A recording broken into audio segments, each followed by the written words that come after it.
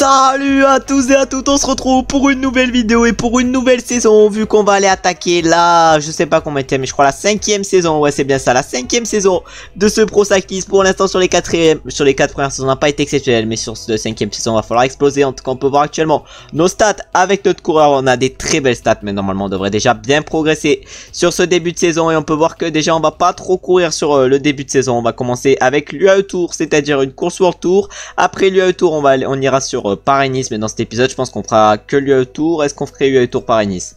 On va l'enchaînement des deux, je pense qu'on va faire l'enchaînement des deux quand même, hein. Ça va être une vidéo un peu longue, mais on va essayer quand même de gérer ces deux courses. On fera Milan-San Remo également sur cette saison, on va faire toutes ces courses, le Tour du Pays Basque ensuite, on fera la Flèche, Liège-Bastogne-Liège également, malheureusement on pourra pas participer à l'Amstel, on fera les 4 jours de Dunkerque, peut-être les boucles de la Maine, ça j'en sais pas trop, on fera également le Critérium du Dauphiné, on fera les championnats de France avec un parcours vallonné cette saison, ça peut peut-être nous convenir, et on ira sur le Tour de France avec le parcours de 2020, on verra ce qu'on est capable de faire sur le Tour de France. En tout cas le parcours de 2020 semble intéressant, on verra si on est capable de faire de bonnes étapes, mais là on va se retrouver directement pour la première course de cette saison, c'est-à-dire la première étape de l'UAE Tour. Normalement on devrait choper les 65 points du niveau 30 et du passage du mois surtout, et avec ces 65 points on serait plus qu'à 5 points du niveau 31, c'est-à-dire que normalement déjà avec la première étape de l'UAE Tour on devrait se passer à ce niveau 31 et devrait progresser dès le départ à limite de cette saison. En tout cas on peut voir que l'armoire à trophée, plutôt l'armoire à maillot est plutôt vide, il va falloir le remplir dès cette saison. Il va falloir faire du mieux qu'on peut. Pour l'instant on n'a pas trop préparé nos pics de forme, on a juste préparé un peu pour le Tour de France, mais c'est tout. On verra en tout cas comment cette saison se passe et on verra comment on peut faire sur cette saison. On arrive avec un peu de fatigue, 3% de fatigue. J'ai décidé de prendre qu'on allait avoir entre 75 et 85% de forme et qu'on allait avoir un peu de fatigue. En tout cas on va essayer de gérer au mieux ce début de saison et on va se retrouver déjà du coup pour la première étape de l'UAE Tour en espérant avoir une bonne note pour bien performer. On va voir ce que le directeur sportif justement attend de nous sur notre première course de la saison et on va voir si on est peut-être pourquoi pas capable d'aller chercher notre premier podium en World Tour. Avant de partir pour la première course et pour la première étape de l'UAE Tour, on va d'abord aller voir la start list. Il y aura donc sur cette UAE Tour du Dorian Godon, du Adam Hollenstein également, on aura du David Deballerini, du Jordi Meus également pour les sprints, on aura du Rory ou du Rory Townsend, c'est bien ça. On aura également du Bidem Girmay, du Alberto Bruto-Messo pour la Cofidis, du Olar, on aura également du Govekar pour la groupe AMFDJ, du Carlos Rodriguez de la Ineos avec du Adam Yates, une belle équipe pour la Ineos. On aura la Israël du Caden Groves, on aura à la Lotto Destiny du Tishson. Bon, pas d'énormes coureurs sur cette course, on a Tadej Pogačar quand même avec Mark Hirschi. Bon, la UAE a amené quand même une très belle équipe. On a du Ilan Van Wilder à la Jacob, on voit quand même des beaux coureurs dans quelques équipes. À Leipzig on a du Hugh Carty, mais nous on va essayer de gérer au mieux sur cette course et du coup sur ce Tour. Et on va se retrouver déjà au départ de la première étape pour voir quel rôle et quel objectif nous fixe le directeur sportif, parce qu'il ne faut pas oublier qu'on n'est plus qu'à 5 points du niveau 31. Oui, du niveau 31, c'est-à-dire de l'amélioration des statistiques. On va voir si on peut progresser, on va voir ce qui nous attend. On est au départ de la première étape de cette UAE Tour, on a un petit plus 3 aujourd'hui. On peut voir que notre objectif sur cette UAE Tour c'est de terminer en top 20 au classement général final. On va donc essayer de réussir l'objectif et on va se retrouver déjà dans le final de cette première étape pour voir ce qu'on est capable de faire avant de simuler la deuxième étape, puisque ça sera un chrono par équipe. Les 5 derniers kilomètres vont nous attendre sur cette étape avec notre coureur. On va essayer évidemment de faire le meilleur final possible, en tout cas c'est les DSM qui sont à notre droite. Nous on va essayer de faire un beau sprint dans ce final d'étape, même si voilà on va pas aller chercher le podium qu'on a envie absolument. 2 saisons avant le Tour on n'a pas réussi à aller chercher un podium, va falloir qu'on aille chercher ni une victoire, ni un podium ni une victoire, alors que ça fait 2 saisons qu'on envoie le Tour, vraiment frauduleux pour l'instant ce Pro Cyclist. Mais là ça va être sur cette 3e saison qui va aller chercher et qui va falloir aller chercher notre première victoire et pourquoi pas sur cette Tour et même peut-être notre premier podium, alors que devant sur cette étape c'est du coup Caden Groves qui va aller chercher la victoire devant Tim Merlier et Olaf Koy, et ensuite on a Jordi Meus qui fait 4 et Jake Stewart 5, tandis que nous malheureusement on va terminer un peu plus loin sur cette première étape de l'UAE Tour vu qu'on va terminer 19e. Et maintenant on va se retrouver après la deuxième étape puisque ça sera un chrono par équipe et on va donc le simuler. On vient de simuler la deuxième étape et le chrono par équipe, et du coup avec notre équipe on a terminé 8e à 48 secondes. En vrai c'est pas trop mal le temps, mais c'est la UAE du coup qui s'est imposée, l'équipe de Tadej Pogačar. Et maintenant on va aller attaquer directement la 3e étape de ce Tour, la première étape de montagne. On va se retrouver au départ de cette 3e étape et on va voir ce que le directeur sportif nous demande sur cette étape et quel est son objectif. On est au départ de la 3e étape de ce Tour, première étape de montagne. On doit terminer dans le top 20 au classement général final sur cette Tour, mais là on doit travailler 25 km sur cette étape. Bon, ça se contredit un peu nos objectifs, en tout cas on va rouler devant, comme ça on est sûr de passer au niveau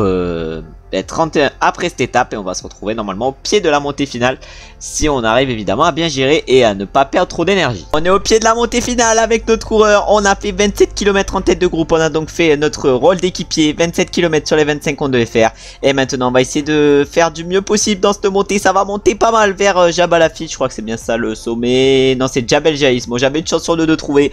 Jabal Lafite c'est la montée de la dernière étape, mais on va voir du coup ce qu'on est capable de faire aujourd'hui avec notre coureur. On va se retrouver au fur et à mesure de la montée. On vient d'arriver dans les 15 derniers kilomètres de cette étape, on est en train de reculer un peu avec notre coureur, mais on essaye de tenir le rythme alors que ça roule très fort dans le peloton. On a roulé pour un mec, je sais même pas qui c'est Pavline pour lequel on a roulé, je sais pas pourquoi on a roulé pour lui, parce que le mec il est pas non plus exceptionnel. On va aller voir justement Pavline. Ouais non mais le mec c'est un sprinter, pourquoi j'ai roulé pour un sprinter sur cette étape? Bon, j'en ai aucune idée.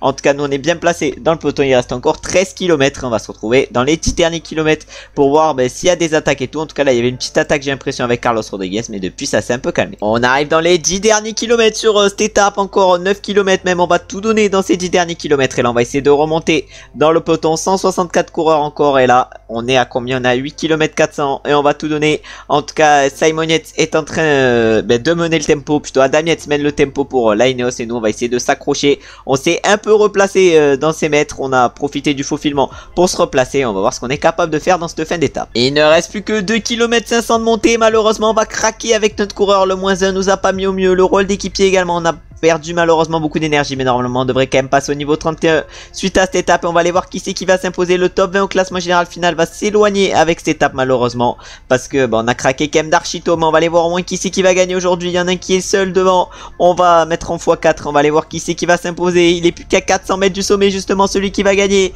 Et comment il s'appelle? Et c'est Leknesund qui va aller s'imposer sur cette étape. Il avait un beau +3, il est en grande forme sur cette tour et il en profite pour aller chercher la victoire. Et justement le Andras Leknesund, il va s'imposer aujourd'hui devant Romain Bardet, le coureur de l'Ineos Grenadier. C'est Koen Bouwman qui va faire la 3ème place, Chevalier fait 4 et c'est Wilco Kelderman qui fait 5. Nous malheureusement on va terminer un peu plus loin avec notre coureur, on va terminer peut-être dans le top 35, mais rien de mieux aujourd'hui sur cette 3ème étape. Normalement par contre on est toujours dans le jeu pour le top 20 au classement général et du coup on termine aujourd'hui 30ème et on va se retrouver maintenant directement pour le passage au niveau 31 qui va arriver. On espère avoir une excellente progression pour ce passage au niveau 31. Et du coup on va aller voir le passage du niveau 9 points en empoché avec cette 3ème étape et du coup on va passer au niveau 31. On espère justement une excellente progression à ce niveau 31. On va voir quelle est la meilleure progression pour ce niveau. Et j'ai l'impression qu'on l'a trouvé, la meilleure progression pour ce niveau 31. Oh le puncher il est insane, il nous fait des stats de fou furieux. Le 80 résistance, le 75 baroudeur, le 72 endurance, 73 récup.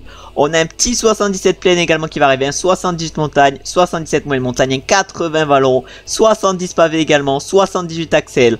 Oh la progression est folle avec ce niveau, elle est extrêmement intéressante. 75 baroudeur également.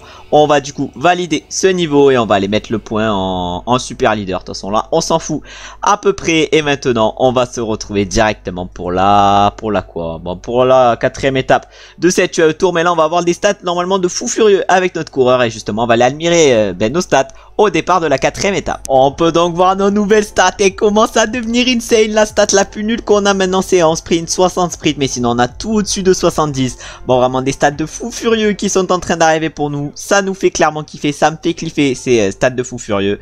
On espère qu'elles vont continuer à rester comme ça et on espère que les prochaines progressions au niveau seront aussi insane. Mais là on commence à avoir des stats de fou furieux et on va se retrouver directement je pense dans le final de cette 4ème étape où on n'aura pas grand chose à jouer mais où on va essayer de faire le meilleur sprint possible. Les 5 derniers kilomètres nous attendent sur cette 4ème étape de le tour. On va voir ce qu'on est capable de faire aujourd'hui avec une belle arrivée à Abu Dhabi. Bon le sprint c'est pas notre point fort, mais peut-être qu'avec nos nouvelles stats en accélération, notre +2 également en sprint, on peut peut-être faire quelque chose de bien aujourd'hui. En tout cas on l'espère.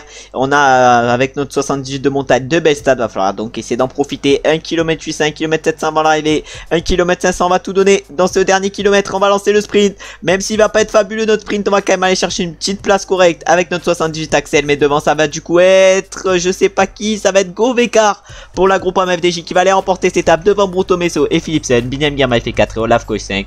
Et maintenant on va l'attaquer directement à la 5ème étape alors que nous on a terminé 19ème aujourd'hui. On est maintenant au départ de la 5ème étape de cette tour. Bon sur la moitié de cette tour les étapes ne nous correspondent pas, il n'y avait que la 3ème et la 7ème étape qui nous correspondaient. La 3ème étape on a dû faire l'équipier.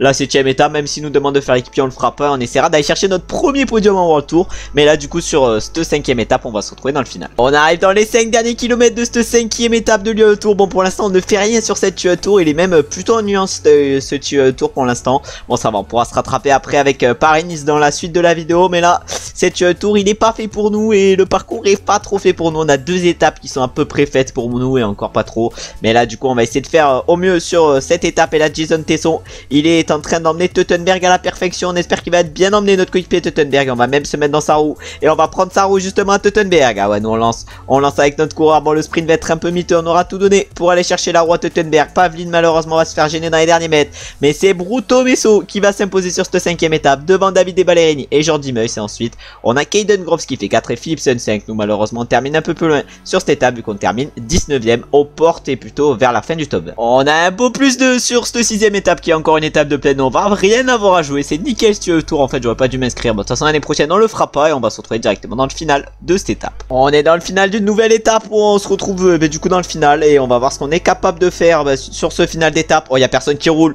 on va tenter quelque chose justement sur ce final. Ah ouais, non mais il y a personne qui a roulé, nous on a rien à perdre, sur ce final d'étape. Ah ouais, on lance ce sprint, on a rien à perdre de toute façon. Ça se regardait de fou dans ce final. Ah ouais, mais de toute façon on ne gagnera pas parce qu'il y a tous les sprinters qui se sont lancés derrière, mais on essaye de tout donner dans ces derniers mètres. Oh là là, 6 secondes, 9 secondes. Ah non, on va se faire doubler. On se fait doubler voilà, sous la banderole du dernier kilomètre. On va aller voir quel sprinter va s'imposer aujourd'hui. Ça va se jouer devant et ça va être qui? Ça va être Binyam Girmay qui va aller chercher la victoire sur cette 6e étape devant Jordi Meus et Rory Townsend.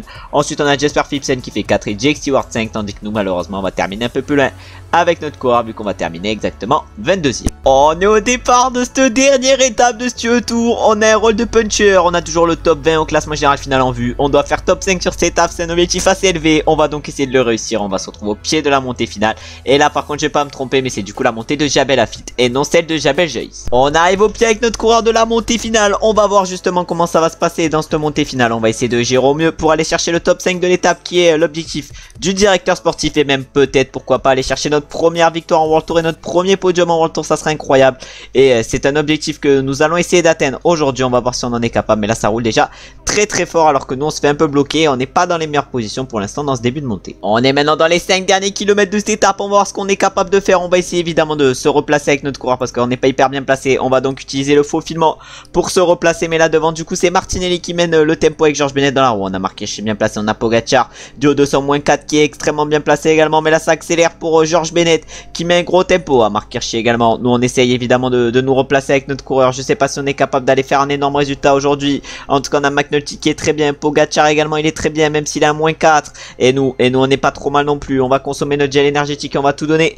dans ces 3 derniers kilomètres. Est-ce qu'on serait capable de gagner? J'en ai aucune idée. Est-ce qu'on serait capable d'aller chercher un très gros résultat? Je sais pas. Est-ce que le top 5 est réalisable? Je ne sais pas non plus, mais on va tout donner. Il reste encore combien? 1 km 700. Ah ouais, 1 km 700 qu'il va falloir faire à bloc, qu'il va falloir faire à fond. On peut voir que Pogacar il commence à être un peu cuit. Carlos Rodriguez lui par contre il est extrêmement bien aujourd'hui. La victoire ça va être un peu trop dur à aller chercher, mais peut-être qu'un bon résultat ça peut se faire. En tout cas on va tout donner dans ces 600 derniers mètres, 500 derniers mètres. On va tout donner. On va lancer le sprint à 300 mètres de la ligne. Est-ce que le podium va être faisable aujourd'hui? J'en ai aucune idée. Oh non, j'ai l'impression que non, et ça va être Thomas Glogg qui va gagner aujourd'hui. Et nous on va aller chercher notre premier podium en World Tour avec cette 3e place, mais malheureusement on ne gagnera pas. Carlos Rodriguez fait 2 et nous du coup on fait 3 malheureusement sur cette étape. On est tombé sur du grand Thomas Glogg et du grand Carlos Rodriguez. On les battra sûrement plus tard, mais là aujourd'hui on a eu 10 difficultés à les battre et on va se retrouver maintenant directement pour les podiums de ce tour et pour voir combien on termine finalement en général alors qu'on était 19e avant cette dernière étape. Et du coup on peut donc voir les classements de cette 7e étape et même les écarts. Voilà, on est 5 dans le même temps et après c'est à 5 secondes pour les autres et du coup au général malheureusement on ne termine pas dans le top 10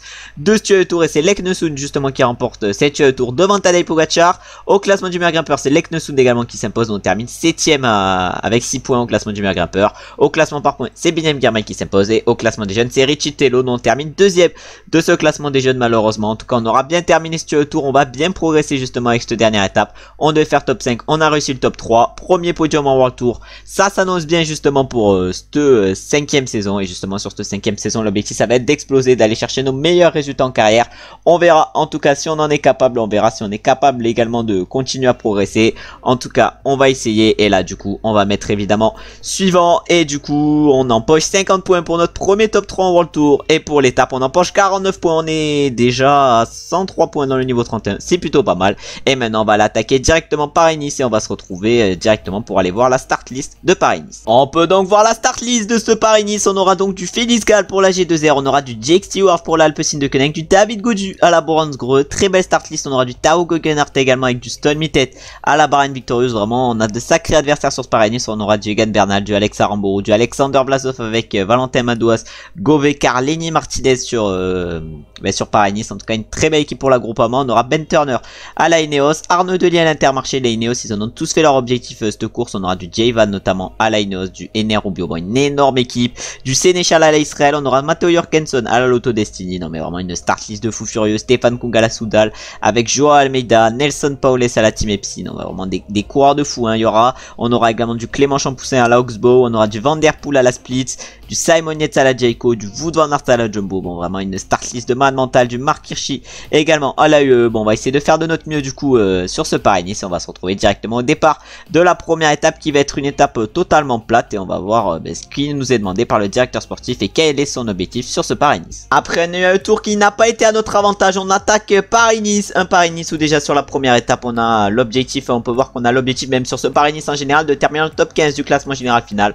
On va voir si on en est capable et déjà sur cette première étape on va se retrouver dans le final où on aura peut-être la possibilité d'attaquer dans la côte de 3ème catégorie. On va attaquer le final de cette étape, on va arriver dans la côte de Breuil-Roa, je sais pas comment ça s'appelle, en tout cas une côte assez compliquée à prononcer. On va essayer de faire la meilleure montée possible avec notre coureur alors que là ça accélère devant pour Valentin Madouas. Valentin Madouas il met un gros tempo. On a Loïc Ligonier également qui roule très très fort, sûrement pour son coureur Arnaud Delis. Mais nous est-ce qu'on pourrait pas attaquer? J'en ai aucune idée. Oh Madouas il va peut-être arrêter son relais après. Oh non Madouas il n'arrêtera pas son relais, mais nous on va tout doter. On va lancer le sprint à 4 km de l'arrivée. On n'a plus rien à perdre aujourd'hui. Ah on a Matej Moric qui était dans notre roue.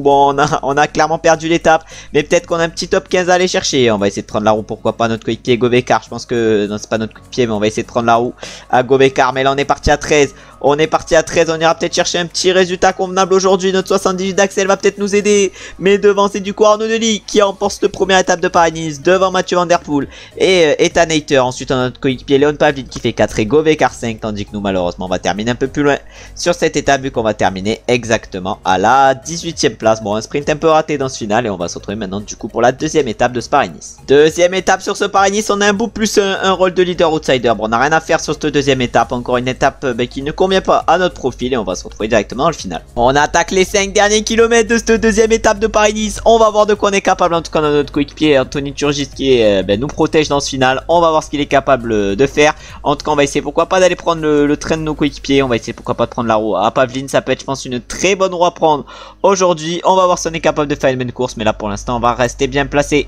avec notre coureur. Ah, on va aller peut-être essayer de prendre la roue à Pavlin. Encore, on est un peu mieux placé que Pavlin. Je sais pas à quoi ça servirait de prendre sa roue. Mais là, on va bientôt essayer de sprinter avec notre coureur. Ah ouais mais le sprint on s'est fait gêner sur les premiers mètres du sprint. On peut rivaliser avec les sprinters sur les 20 premiers mètres, mais après malheureusement on craque et du coup devant c'est VDP qui va remporter cette deuxième étape. Et non c'est Arnaud Delis devant VDP, le remake de la première étape vu que c'est les mêmes deux premiers. Et ensuite on a Wout van Aert qui termine 3ème, Ethan Hayter 4, Hugo Page 5. Notre premier coéquipier Pavlin ne termine malheureusement pour lui que 7ème et nous on termine 19ème de cette étape. C'est maintenant la troisième étape qui nous attend sur ce Paris-Nice. Peut-être la première étape intéressante pour nous, en tout cas une étape qui va arriver en côte avec une montée de 2,1 km à 3%. Bon, ça va pas monter énormément, mais on va essayer de faire du mieux possible dans le final. Le plus pourrait peut-être nous aider sur ce Paris-Nice, en tout cas, on l'espère. On va se retrouver un peu plus tard sur cette course. On est dans les 8 derniers kilomètres de cette étape avec notre coureur. Là, on va attaquer les moments les plus durs alors que Julien Lafilippe vient d'accélérer. Ah ouais, Julien Lafilippe, il en a mis une belle. Il en a mis une belle dans ce final du haut de son 80 combien 80 vallons. Il est pareil que nous en grand vallon. En montagne, il est un peu moins bon. Mais après, voilà, c'est stats physiques 75 endurance, 74 récup. Non, en vrai, il est pas sur cheat non plus. 79 résistance. Nous, on est meilleur que lui en résistance. Il y a juste en endurance où on n'arrive pas à le tenir, mais sinon tout va très bien et on va essayer évidemment de tout donner dans ce final. En tout cas Julien Lafilippe semble plutôt costaud. On est quand même un Julien Lafilippe un peu meilleur que lui, même s'il est meilleur en accélérant et en descente. Sinon on est meilleur que lui partout, mais là on va tout donner dans ce final de course. Il reste 3 km 500 et on est parti à 11. On est parti à 11 dans ce final. Ah ouais, Abner Gonzalez est parti avec nous. On a qui d'autre? On a Brandon McNulty, mais là ça essaye de faire l'effort derrière. Nous on a continué à rouler fort, Est-ce qu'on est capable d'aller chercher notre première victoire en World Tour avec cette troisième étape de Paris-Nice? j'en ai aucune idée. En tout cas, on va tout donner 1 km 400. Ah ouais, mais là, les sprinters, ils vont commencer à lancer. Nous, on lance maintenant. On est face à Brandon McNulty. Est-ce qu'on va être capable de battre Brandon McNulty? J'en ai aucune idée. Non, on va pas être capable de le battre. Et on va aller chercher un beau top 5 aujourd'hui, mais pas la victoire. Et ça va être Wout van Aert, justement, qui va aller la chercher la victoire sur cette 3e étape. Devant Julien Alaphilippe et Brandon McNulty. Nous, malheureusement, ne termine que 4e. Et c'est Ethan Hayter qui complète le top 5 sur cette 3e étape de Paris-Nice. Et maintenant, justement, on va aller attendre la 4e pour voir si on est capable d'enfin aller chercher notre première victoire en World Tour. On arrive avec notre coureur au départ de ce chrono. Le directeur sportif nous demande de faire top 5. Le plus de va peut-être nous aider à faire ce top 5. Non, même pas, c'est le podium qui nous demande. Est-ce qu'on serait capable de gagner notre première victoire en World Tour sur un chrono? On verra ça. En tout cas, on va se retrouver au premier inter sur cette 4e étape de Paris-Nice et on va voir si on est bien parti ou pas, alors qu'on est actuellement 6e au classement général. Et on y arrive justement au premier inter avec notre coureur, et au premier inter on est actuellement 15e à 21 secondes. Bon, pour l'instant le début de chrono est compliqué, mais on va essayer d'accélérer sur la deuxième partie, et peut-être que la côte de la rue Buffon peut nous faire du bien dans le final, et je pense qu'elle peut nous permettre de reprendre pas mal de temps. Et justement on y arrive dans la côte de la rue Buffon, 300 mètres avant l'arrivée, on va tout donner dans ces 300 derniers mètres. On a fait la montée à fond et ainsi le 3e temps à 7 secondes. Est-ce qu'on va être capable de faire le podium aujourd'hui? J'en ai aucune idée. En tout cas on l'espère. Ah ouais, mais là il y a tout le monde qui arrive. Mais malheureusement on ne va terminer que 3e aujourd'hui.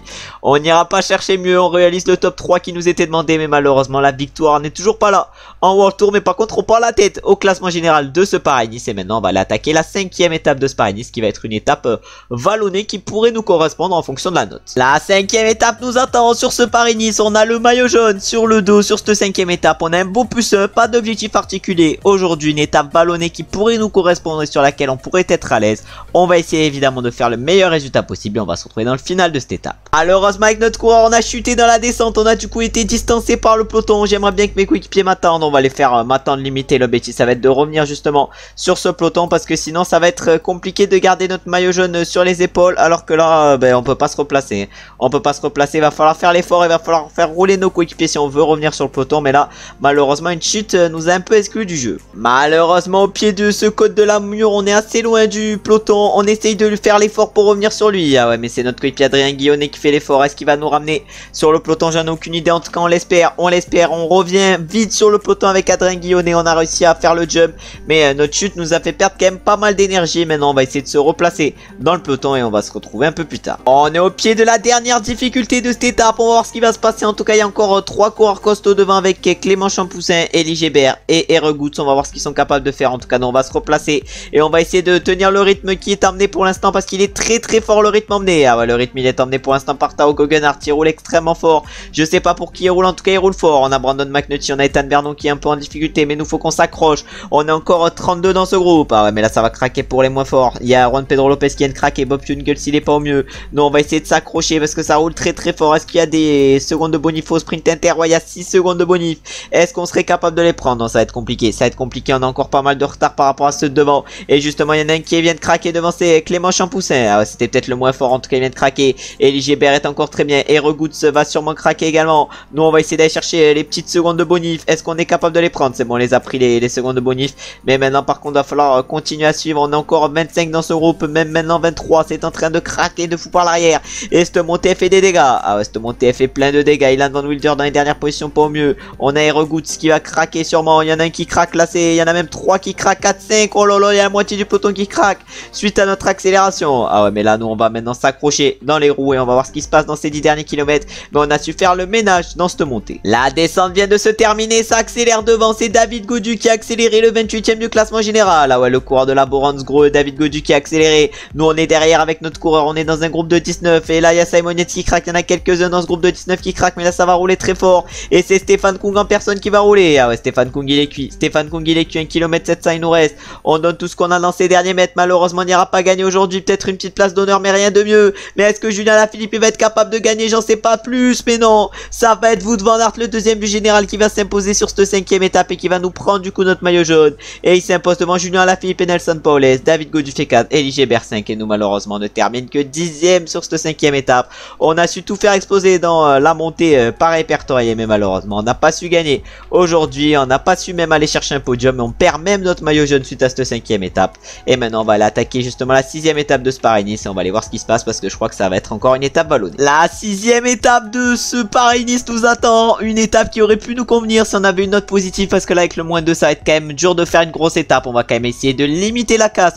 Aujourd'hui, on va demander évidemment à Adrien Guillonnet de nous protéger sur cette étape. On va se retrouver sûrement dans le final et on va essayer de faire du mieux qu'on peut, même si ça va être compliqué d'aller chercher un énorme résultat. On arrive dans les 5 derniers kilomètres de cette étape. On va prendre notre gel énergétique dans ces 5 derniers kilomètres. Bon, on a réussi à revenir un peu sur l'échappée, mais l'échappée elle va se jouer la victoire évidemment. Mais nous on va essayer pourquoi pas d'aller chercher une petite place d'honneur aujourd'hui. Je sais qu'on en a la capacité, alors que devant Brandon McNulty va peut-être aller chercher une belle place, mais c'est pas Brandon McNulty qui va aller faire un énorme résultat devant, mais ça va être Barbaneus Peak. Bon, on va pas trop compliquer son blast, mais il s'impose du coup devant Jonas Ruch et Benjamin Thomas. Et la 3ème place, et plutôt la 4ème place aujourd'hui, elle est pour Ethan Hayter devant Brandon McNulty qui fait 5. Et nous avec notre coureur du coup aujourd'hui on termine 14ème. En vrai c'est un bon petit résultat, cette 14ème place. Et maintenant on va aller attaquer les 2 dernières étapes de Paris-Nice, les 7ème et 8ème, qui seront peut-être les plus intéressantes en vue des générales, et notamment la 7ème vu que ça sera une arrivée au col du Tirini. On arrive donc à la 7ème et avant-dernière étape de Paris-Nice. Malheureusement sur une arrivée au col du Tirini on se tape un -1 avec une note positive. On aurait pu faire je pense de très bonnes choses aujourd'hui, mais avec une note négative malheureusement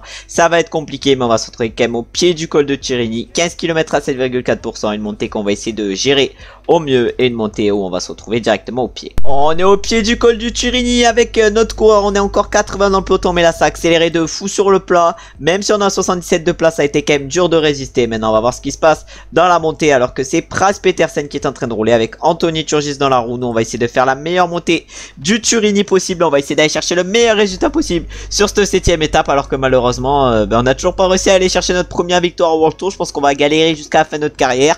Limite j'ai l'impression qu'on va finir sans victoire d'étape sur les grands tours. Non, vraiment là je suis en dépression. Sur le prochain Tour de France et sur le Tour de France de cette saison, on va falloir se montrer fort, et j'aimerais bien progresser par contre d'ici au Tour de France, parce que là si on passe au niveau 34 d'ici au départ du Tour de France, je pense qu'on peut avoir des stats encore monstrueuses, et peut-être un petit +2 +3 endurance ça pourrait être pas mal, un +1 récup également.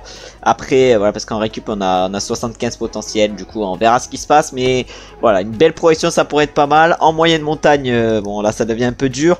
Pavé on a 74 potentiel, on verra ce qui se passe. Sprint on a 65, on verra également ce qui se passe. 78 d'axel, bon on a 82 potentiel en axel, on verra ce qui se passe également. Mais là il va falloir essayer de gérer au mieux avec nos stats, et le ballon par contre notre 84-85 potentiel va falloir qu'il s'exprime justement, et en montagne notre 81 potentiel il va falloir qu'il s'exprime également, mais on espère avoir des stats de fou. 82 de potentiel également plaid.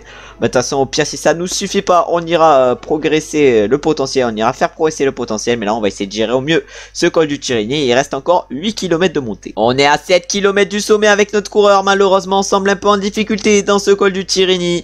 Ah voilà, on se retrouver seulement à 7 km du sommet, mais ce col est un peu trop dur pour nous, et notre place elle va pas être exceptionnelle aujourd'hui. Voilà, David Gaudu, Roglic, Van Aert se sont envolés, mais non, on va terminer loin aujourd'hui sur cette étape, et le moins a pas dû nous aider, mais on va aller voir du coup qui c'est qui s'impose à l'avant. Les premiers sont donc en train d'arriver, c'est Nelson Paules qui va remporter cette étape au sommet du col du Tirini. Il s'impose devant Joao Almeida, David Gaudu et Wout van Aert qui va chercher une surprenante 4ème place. Mais on va peut-être pouvoir aller chercher une place convenable aujourd'hui. Malheureusement le moins nous a pas mis au top, mais normalement un top 15, top 20 devrait être cherchable aujourd'hui, en tout cas on l'espère. On va tout donner justement dans ces derniers mètres. Ah ouais non, mais là le top 15 ou le top 20 malheureusement serait impossible à aller chercher. Oh si le top 15 ça va être facile à aller chercher, mais je veux dire le top 10 ça va être compliqué quand même. Voilà, le top 10 c'est mort, et on va terminer exactement aujourd'hui 14ème de l'étape. Bon, un petit top 15 mais pas une étape de fou, le moins nous a mis mal aujourd'hui. Et maintenant on va aller attaquer directement la 8ème et dernière étape de Paris-Nice. On va se retrouver au départ en espérant avoir une bonne note pour terminer justement ce Paris-Nice sur une bonne note. Pas de note négative sur cette dernière étape de Paris-Nice. On a toujours l'objectif de top 15 au classement général final. Normalement on devrait l'atteindre vu qu'on est actuellement justement 7ème de ce classement général à 3054. Un classement général où on est seulement à 4 secondes du 6ème, c'est-à-dire Stone Mittet. L'objectif ça serait peut-être de le dépasser, et on va se retrouver sur cette étape directement dans le col d'Aise. Mais on va espérer faire un beau résultat aujourd'hui. La victoire d'étape va être compliquée à aller chercher, parce que normalement l'échappée va souvent au bout sur cette étape, mais on sait pas ce qui peut arriver, et on va essayer de faire rouler tous nos coéquipiers toute l'étape. On est au pied de cette montée avec notre coureur, la montée du Col d'Es. Bon, ça m'étonnerait qu'on aille gagner parce que comme je l'ai annoncé tout à l'heure, l'échappée va bel et bien aller au bout aujourd'hui, même si elle a 2 minutes d'avance. Ça m'étonnerait quand même qu'on leur revienne dessus. Ils sont encore 9 devant. Je sais pas si les 9 sont costauds. En tout cas, on va aller voir le premier. Ouais, Cosnefroy, il est quand même assez costaud. Aroyante, il a l'air pas mal également avec des stats qui ont l'air plutôt complètes. Ouais, ça va être quand même compliqué de revenir, mais on sait pas ce qui peut se passer. Si ça roule fort dans cette montée, il peut y arriver, il peut arriver pas mal de choses. En tout cas, on a encore 69 dans ce peloton, c'est-à-dire qu'il y en a pas mal qui craquent. Peut-être que des coureurs très intéressants pour le général peuvent craquer. En tout cas, ça me ferait plaisir. Et on va voir ce qui se passe sur cette montée, alors que là, on est dans les pourcentages les plus durs de ce Col d'Es. Un Col d'Es qu'on ne doit pas passer par le versant le moins dur, hein, parce qu'il y a un versant, il est pas très compliqué. Mais là, ce versant a l'air dur. En tout cas, on a 1 minute 50. Encore de retard. On reprend un peu de temps par rapport aux échappées, mais là, ça explose de partout. Et j'ai l'impression que ça va craquer ici à partir de Alexander Vlasov. Ah ouais, c'était plus qu'une impression vu que ça a vraiment craqué. Mais là, il reste 1 km 900. C'est en train de rouler pour Julien Lafilippe. Ah, Julien Lafilippe qui roule en personne. Il roule assez fort. Julien, le 8ème du général. On a Ethan Heiter également bien placé. Joao Almeida également, le 3ème du général, est bien placé. On a Wout van Aert également qui est bien placé. Stone Mittet, le leader du général Nelson Paoles, est un peu en difficulté. Est-ce qu'on pourrait pas accélérer pour essayer de le distancer? J'en ai aucune idée. En tout cas, nous, on va mettre une attaque. On va mettre une attaque. Et il y a Joao Almeida et Wout van Aert qui nous suivent. David Gaudu également. Johannes Stone Mittet. Ouais, est-ce qu'ils veulent mettre Nelson Paoles en danger? J'en ai aucune idée. J'aimerais bien qu'ils veuillent mettre Nelson Paoles en danger. Mais est-ce qu'ils sont prêts à rouler avec nous? J'en ai aucune idée. Ah non, ils veulent pas le rouler. Ils veulent pas rouler. On va les rattaquer. On va les rattaquer. Ah, si David Gaudu veut bien rouler. David Gaudu il veut bien rouler. Excusez-moi. Faudrait que j'aille à m'exprimer. Mais je sais pas s'ils veulent gagner le général ou pas. En tout cas, David Gaudu, lui, il nous passe un beau relais dans cette descente. Et nous, on va aller chercher un peu d'eau parce qu'on a un peu soif justement dans cette descente. On attaque les 5 derniers kilomètres de cette étape avec notre coureur. Est-ce qu'on serait capable de faire un top 5 aujourd'hui? Je sais pas. En tout cas, on a mis un peu d'avance au groupe Joao Almeida derrière. Ah ouais, Julien Lafilippe, il semble quand même plutôt costaud sur cette étape. Nous, on va se mettre très fort sur 85 et on va tout donner dans ces derniers mètres.